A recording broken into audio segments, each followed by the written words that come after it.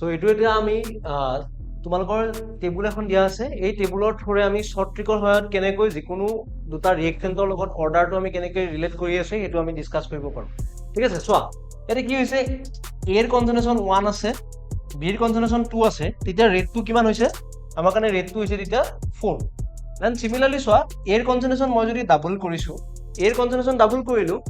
বিৰ কনজুগেশ্যন সেম ৰাখিছো কিন্তু ৰেট অফ দা ৰিয়েকচন কোনো ধৰণৰ চেঞ্জ হোৱা নাই তাৰমানে এৰ ডাবল কৰাৰ ওপৰত কোনো ধৰণৰ ডিপেন্ড হোৱা নাই দ্যাট মিন্স এৰ লগত তাৰ অৰ্ডাৰটো কি আছে তোমালোকৰ zero order reaction okay clear next চোৱা এৰ কনজুগেশ্যনটো মই ডাবল কৰাই আছে এৰ লগতো জিৰো অৰ্ডাৰ বুলি গম পালো কিন্তু বিৰ কনজুগেশ্যনটো চোৱা ডাবল কৰাৰ লগে লগে ৰেট অফ দা ৰিয়েকচনো কি হৈ গৈছে স্কোয়াৰ হৈ গৈছে 4ৰ 4ৰ স্কোয়াৰ হৈ গৈছে দ্যাট মিন্স B2 লগত কি অৰ্ডাৰ ৰিয়েকচন ফলো হৈ আছে তোমালোকৰ কি অৰ্ডাৰ ৰিয়েকচন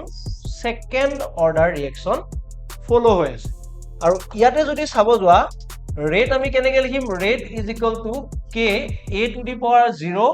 আৰু b টু দি পাৱাৰ কি আহিব তোমালোকৰ কাৰণে 2 আহিব দ্যাটস ইট আমি তেনেকৈ কনসেন্ট্ৰেশন ৰিলেট কৰি কি কৰিব পাৰো অৰ্ডাৰ লাভ আৰু তোমালোকে এইটো ট্ৰিক মনত ৰাখিবা ঠিক আছে সো বিভিন্ন ধৰণৰ কোৱেশ্চন আহে এনেকুৱা নীট আৰু জেডব্লিউত ঠিক আছে okay so thank you so much for watching by